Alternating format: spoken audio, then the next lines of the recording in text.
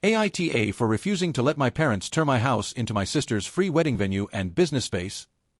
I, 29M, never thought I'd be posting here, but I'm sitting in my car in my own driveway right now because I genuinely don't know if I'm the unreasonable one. My hands are still shaking from the conversation I just had with my parents, and I need some perspective from people who don't know my family. For context, I'm a blood bank technician.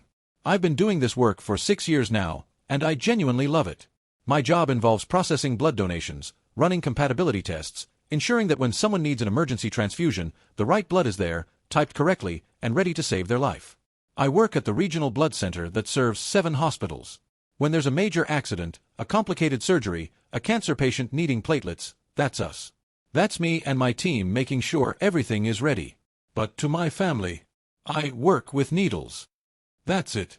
That's how they've described my career for 6 years.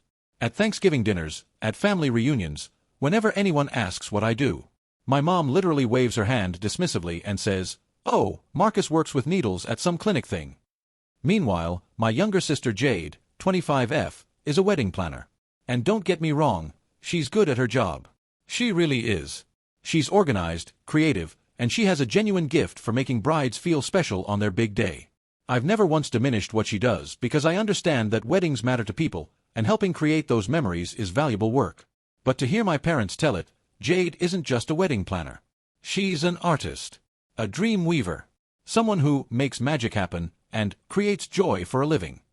Every family gathering becomes a showcase for Jade's latest wedding photos, the thank you notes from grateful couples, the stories about how she saved a reception when the caterer canceled last minute. And me? I'm invisible. My work is invisible. 3 months ago, I bought a house. It's a modest 3-bedroom suburban home with a nice backyard, a decent-sized living room, and a covered patio. I worked incredibly hard for this house. I saved for 7 years, picked up extra shifts, lived with roommates well into my late 20s. When I got the keys, I actually cried in my car because it felt like I had finally accomplished something tangible, something nobody could take away from me. I invited my family over for a housewarming dinner last month. I was proud. I wanted to share this milestone with them. My mom walked through every room with Jade, and I overheard them having a conversation that made my stomach drop. "This would be perfect for client consultations," Jade was saying, gesturing at my living room. "The natural lighting is incredible. I could do all my initial meetings here." My mom nodded enthusiastically. "And the backyard. Jade, honey, you could host rehearsal dinners here. Small ceremonies even. Marcus barely uses this space anyway." I cleared my throat. They both jumped like they'd forgotten I existed in my own home. "What's going on?" I asked, trying to keep my voice neutral. That's when my mom launched into what I can only describe as a prepared pitch. Jade's business was growing, she explained. Jade needed more space. Jade couldn't afford to rent a venue for consultations. And since I had this lovely house that was just sitting here while I was at work, wouldn't it make sense for Jade to use it? I said no. Politely, but firmly. I said I had just moved in, I was still getting settled, and I wasn't comfortable with people coming in and out of my home while I wasn't there. My mom's face hardened. "Marcus, she creates joy. She makes dreams come true for people. The least you could do is support her. What do you even do? You take blood. You sit in a lab. It's needles and paperwork." I felt like I'd been slapped. "My work saves lives, Mom," I said quietly. She actually laughed. Not a cruel laugh, exactly, but a dismissive one. The kind that says she genuinely doesn't understand what I'm saying. "Honey, doctors save lives. Surgeons. Your support staff." I asked them to leave. Fast forward to today. I got a call from my dad asking me to come to their house for a family discussion. When I arrived, both my parents and Jade were there, and they had printed out actual documents. A whole proposal for how they wanted to use my house. Jade would have keys. She would host client meetings in my living room 3 times a week. She would use my backyard for up to 4 events per year, rehearsal dinners, bridal showers, small ceremonies. My compensation would be that they'd handle landscaping and keep the space looking nice. "We've thought about this carefully," my dad said, like he was presenting a business plan. "You're at work all day anyway. The house is empty. Jade needs this to take her business to the next level." I started to say no, but my mom cut me off. "Marcus, be reasonable. She creates joy while you just take blood. Wedding planning matters to people. It's life-changing. Your job is important, I suppose, in a technical way, but let's be honest. Anyone can learn to draw blood and fill out paperwork. What Jade does takes real talent. I looked at my sister. She wasn't saying anything, but she wasn't disagreeing either. She was just sitting there, looking at me expectantly, like the outcome was already decided. No, I said. The room exploded. My mom started crying. My dad called me selfish and ungrateful for everything they've done for me. Jade finally spoke up to say I was holding her back, and that I clearly never supported her anyway. I left. I drove home. And now I'm sitting in my car, in my own driveway, staring at this house I worked so hard for, wondering if I'm actually the villain here. I keep thinking about what my mom said. That anyone can do my job. That it's just needles. I've been telling myself for years that my work matters, but maybe I've been delusional. Maybe I've been inflating the importance of what I do because I needed to feel like I had value in a family that clearly doesn't see any. I processed 12 units of O-negative blood last week that went to a trauma center for a multiple car accident. I ran emergency cross-matches at 3 a.m. for a woman having complications during childbirth. I caught a mislabeled sample that would have resulted in a fatal transfusion error. But none of that matters to my family. None of that is as impressive as helping someone pick out table linens. So, Reddit, am I the asshole for refusing to let my family use my home as my sister's free business space? Am I being selfish? Am I overreacting to the way they talk about my work? I genuinely don't know anymore. Edit. I'm reading all your comments and crying. I didn't expect this response. To everyone who works in blood banking, transfusion medicine, and lab sciences, thank you. I'm going to try to respond to as many of you as I can. Update 1, 2 weeks later. Wow. I honestly don't know where to start. First, thank you. Thank you to everyone who commented, who sent DMs, who shared their own stories. I've received messages from ER nurses, trauma surgeons, paramedics, cancer survivors, and parents of premature babies, all telling me that blood bank technicians have directly impacted their lives. A surgeon told me he considers us the backbone of every successful emergency surgery. A woman shared that her husband is alive because a blood bank caught an antibody that would have caused a fatal reaction. I've been reading these messages for 2 weeks, and for the first time in my career, I actually feel seen. But beyond the professional validation, something else happened that I need to talk about. Several commenters pointed me towards subreddits and online communities for what they called scapegoat children in dysfunctional family systems. I'd never heard this term before, but as I started reading, I felt like someone had written my biography without ever meeting me. The pattern was so clear, so textbook, that it actually made me laugh. Not because it was funny, but because the absurdity of it became suddenly obvious. In families with this dynamic, there's typically a golden child, who can do no wrong, and a scapegoat, who can do no right. The golden child's accomplishments are celebrated and amplified. The scapegoat's accomplishments are minimized or ignored. The golden child's needs take priority. The scapegoat is expected to sacrifice without acknowledgement. This was my entire childhood, laid out in clinical terms. I started therapy. My first appointment was last week, and I'm not going to pretend I had some dramatic breakthrough, but just having a professional validate what I was experiencing was incredibly powerful. My therapist pointed out something I'd never considered. The way my parents describe my work isn't just dismissive, it's deliberate minimization designed to maintain a specific family hierarchy. If my job is just needles, then Jade's job remains more important. If my job is boring, then Jade remains the star. Here's the thing that really struck me though. I spent some time actually researching what wedding planners do. Not to diminish Jade's work, again, it's a legitimate profession, but to understand why my family acts like it's more significant than healthcare. Wedding planning is event coordination. It's beautiful, it's meaningful to the couples involved, and it requires genuine skill. But at its core, it's organizing parties. Important parties, yes. Parties that create lasting memories, absolutely. But parties nonetheless. Blood banking is healthcare. It's life and death. Every single day, people survive because of what I do. Not because it's special, not because I'm unique, but because this field exists and professionals like me take it seriously. My boring work is literally the reason some people are alive to have weddings. I wrote that sentence and had to stop typing for a minute. After my therapy session, I drove to work and actually looked at what I was doing with fresh eyes. I watched one of our phlebotomists greet a nervous first-time donor and talk them through the process. I processed units that were being rushed to a pediatric hospital for a kid with leukemia. I answered a call from an ICU nurse who needed help interpreting antibody screen results. This isn't just needles. This is infrastructure. This is the invisible scaffolding that allows visible miracles to happen. My family has reached out several times since the original conversation. My mom sent a text saying she didn't appreciate being portrayed as the villain when she was just trying to help Jade succeed. My dad called to say I was being dramatic and that they never said my job wasn't important, they just said it was different from Jade's. I haven't responded to any of it. Jade herself sent a longer message. She apologized for how the conversation went, but then immediately pivoted to explaining why she really needed my house and how my stubbornness was affecting her business plans. She ended with, "I know you think your job is important, but I'm building something that creates happiness. Isn't that worth supporting?" I read that message 3 times. Then I saved it as a screenshot because I wanted to remember it. I'm not ready to talk to any of them yet. I need more time to process what I've learned about myself, about my family, and about the patterns that have shaped my entire life. But I wanted to update everyone here because your comments genuinely changed my perspective. My work matters. It matters to every patient who receives a transfusion. It matters to every surgeon who operates with confidence. It matters to every paramedic who arrives at an accident and knows the blood supply is ready.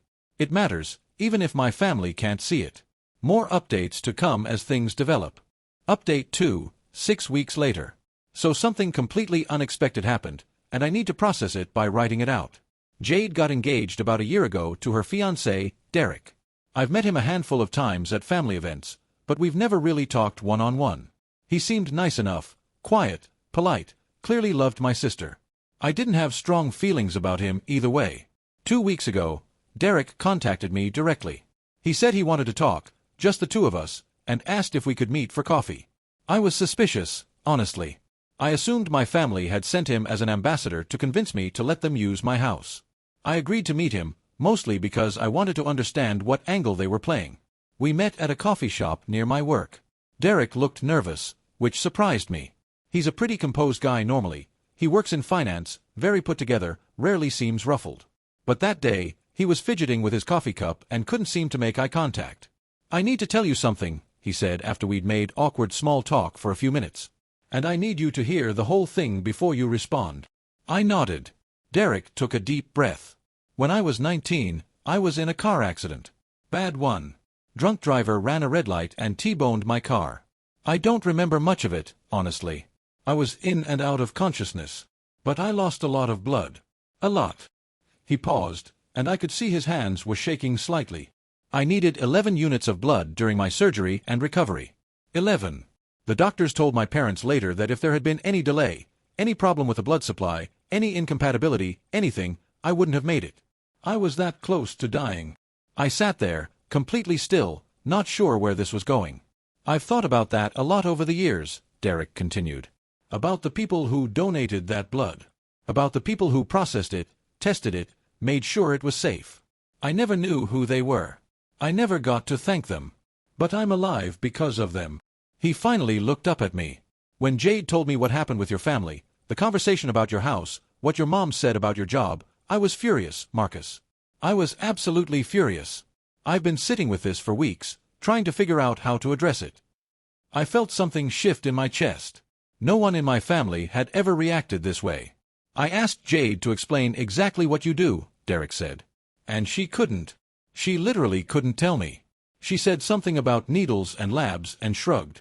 I pushed, and she got defensive. She said it didn't matter because it's not like he's a doctor." He shook his head. "I told her what happened to me when I was 19. I told her about the blood transfusions. And I asked her if she thought the people who made that possible were just anything. She didn't have an answer." Derek leaned forward. "I did some research after that conversation. I looked up what blood bank technicians actually do. The cross-matching, the antibody screens, the type-in screens, the emergency protocols. Marcus, I had no idea how complex it is. I had no idea how much expertise it requires. And I had no idea how invisible your field is to most people." "It's pretty invisible," I agreed quietly. "It shouldn't be," he said firmly. "I'm alive because of people like you. Every person who's ever needed a transfusion, accident victims, surgery patients, cancer patients, new mothers with hemorrhages, they're alive because of what you do. And your family called it just needles." We sat in silence for a moment. "I'm not here to apologize on their behalf," Derek said finally. "That's not my place. But I wanted you to know that I see you. I respect what you do. And I'm going to make sure Jade understands exactly why her dismissal of your work was so wrong. I didn't know what to say. I just nodded. Derek reached across the table and shook my hand. Thank you, he said, for what you do. For the 11 units of blood that kept me alive. For every life you've helped save. Thank you.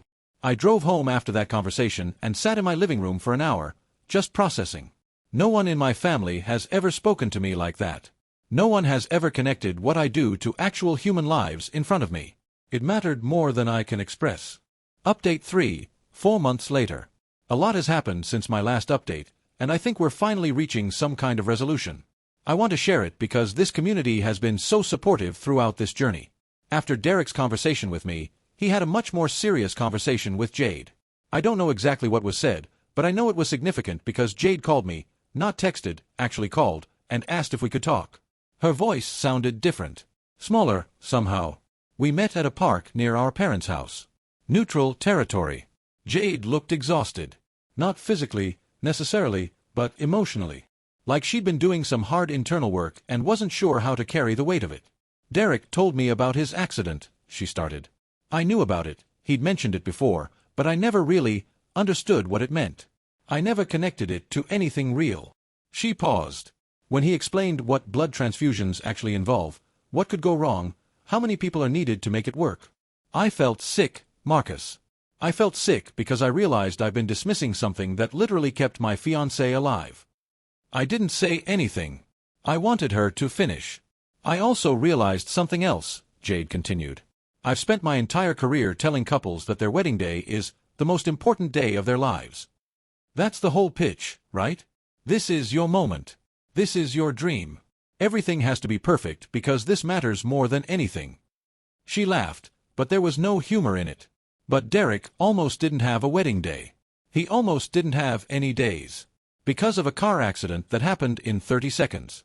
And the only reason he's here to marry me is because strangers donated blood and people like you made sure it got to him safely. Jade looked at me directly. I've been planning the most important day for people who only have that day because of work like yours. Work I've been calling just needles for years. I'm so sorry, Marcus. I'm so incredibly sorry. This time, I did respond. Thank you, I said. That means a lot. There's more, she said. Derek and I have been doing premarital counseling. It was already scheduled, but our sessions have become a lot more intense since all this happened. Our counselor has been helping me understand some things about our family dynamic that I'd never examined before. She took a shaky breath. I've been the favorite. I know that. I've always known that, somewhere deep down, but I never let myself really acknowledge it because it felt good to be the one Mom and Dad praised. But being the favorite came at your expense. Every time they elevated me, they pushed you down. And I let them. I participated in it. I benefited from it. I felt tears starting to form, but I held them back. The counselor asked me something that I can't stop thinking about, Jade continued. Would you rather plan 100 beautiful weddings or have the ability to save one life? And I knew the answer immediately. I just never would have admitted it before. We talked for 2 more hours that day. About our childhood. About the patterns we'd both been caught in. About what we wanted our relationship to look like going forward. At the end, Jade asked me something that surprised me. Can I ask for something? You can absolutely say no, and I'll understand. What is it? I'd like to host my rehearsal dinner at your house. Just the rehearsal dinner, nothing else. And I'll pay you for it. Fair market rate. And I'll never ask to use your space for business purposes. This would just be this one thing. Because I want to celebrate the beginning of my marriage in a space that belongs to someone whose work I finally understand matters. I thought about it. Okay, I said. 1 rehearsal dinner. But I want to be there, and I want to be involved in the planning. Not as your vendor, as your brother. She agreed immediately. Final update, 6 months later. I wanted to write one final update because I think this story has reached its natural conclusion, and I want to share where everything ended up. Jade's wedding was last weekend. It was modest, much more modest than the elaborate affairs she usually plans for her clients. When I asked her about it, she said her perspective on weddings had shifted. I used to think the wedding had to be spectacular, she explained. Grand venues, expensive flowers, every detail perfect. But now I keep thinking about all the things that have to go right for 2 people to even make it to their wedding day. Health, safety, survival. The wedding itself feels less important than the fact that we're both here to have it. The rehearsal dinner at my house was wonderful. Derek gave a toast that made me cry, actually cry, in front of everyone. He talked about his accident, about the 11 units of blood, about the invisible workers who made his survival possible. "I'm standing here today because of people like Marcus," Derek said, raising his glass. "People who do work that most of us never see, never think about, and never appreciate until we desperately need it. The blood bank technician who processed my transfusions probably never knew my name. But they saved my life. And Marcus does that work every single day." He turned to me directly. "Thank you, Marcus, for what you do, for who you are, and for welcoming us into your home despite everything." My parents were at the rehearsal dinner. They were quiet, noticeably quiet. I learned later that Derek had had a separate conversation with them as well, explaining his history and making it very clear that he would not tolerate any dismissal of blood banking or related medical work in his presence. I don't know if my parents have truly changed. I suspect old patterns die hard, and they'll probably slip back into their habits eventually. But at the rehearsal dinner, my mom approached me privately. "I didn't understand," she said quietly. "I didn't understand what you really do." Derek explained it to me. About his accident. About what your work actually involves. She paused. "I'm sorry I called it just needles. That was wrong. It wasn't a full acknowledgement of everything. It wasn't a reckoning with years of favoritism and dismissal. But it was something. And for now, something is enough." The wedding ceremony itself was beautiful, but the moment that stays with me happened during Jade's reception speech. She deviated from her prepared remarks to say something unplanned. "I want to take a moment to thank my brother Marcus," she said, her voice wavering slightly. "Most of you know that I'm a wedding planner. I've spent years telling couples that their wedding day is the most important day of their lives. And I still believe that these moments matter." She looked at me. "But my brother does work that I never really understood until recently. He's a blood bank technician. He processes blood donations, runs compatibility tests, and ensures that when someone needs an emergency transfusion, everything is ready. My fiancé, my husband, needed 11 units of blood to survive a car accident when he was 19. Without people like Marcus, Derek wouldn't be standing next to me today. There would be no wedding to plan." The room was completely silent. "I've learned something important this year," Jade continued. "The most important work is often the most overlooked. Marcus does invisible work that makes visible celebrations possible. Without people like him, there are no weddings to plan. There are no anniversaries to celebrate. There are no lives to live." She raised her glass. "To Marcus. To blood bank technicians everywhere. To the people who save lives in ways most of us never see. Thank you for doing the work that makes all our dreams possible." The room toasted. I couldn't speak. After the wedding, Jade told me about a decision she'd made. She's pivoting her business. She'll still do some wedding planning, but she's now focusing primarily on event coordination for blood drives, medical fundraisers, and healthcare awareness campaigns. "I want to use my skills to support the work you do," she explained. "I want to help blood centers plan donor recruitment events. I want to make those events as beautiful and welcoming as any wedding. Because getting people to donate blood is just as important as planning someone's perfect day, maybe more." Her first project is a major blood drive fundraiser for the regional blood center where I work. She's treating it with the same care and attention she'd give any luxury wedding. The theme is "Give the Gift of Life," and she's incorporated testimonials from transfusion recipients, including Derek. I walked through the venue setup last week and had to stop and collect myself. There were elegant table settings, beautiful floral arrangements, professional lighting, and photos of patients whose lives were saved by blood donations. Jade had interviewed families, collected stories, created displays that showed the human impact of what we do. "This is what I should have been doing all along," she said. "Planning events that matter. Not matter in the 'this is your special day' way, but matter in the 'this literally keeps people alive' way." So that's where things stand. My relationship with Jade is better than it's ever been. We talk regularly now, really talk, about things beyond surface-level family small talk. She's become genuinely interested in my work, asking questions about blood banking, learning the terminology, understanding the challenges. My relationship with my parents is still evolving. We see each other at family events, we're civil, but there's a distance that wasn't there before, or rather, a distance that was always there but that I'm now allowing myself to acknowledge. My therapist says that distance can be healthy. That maintaining boundaries protects my peace. My relationship with Derek is one of the unexpected gifts of this whole experience. He and I have become genuine friends. He sends me articles about advances in transfusion medicine, asks about my work, and always expresses appreciation for what I do. And my relationship with myself. That's the biggest change of all. I no longer shrink when people ask what I do for a living. I no longer minimize my work to make others comfortable. I say, clearly and proudly, I'm a blood bank technician. I help ensure that when people need life-saving transfusions, the blood is there, it's safe, and it's compatible.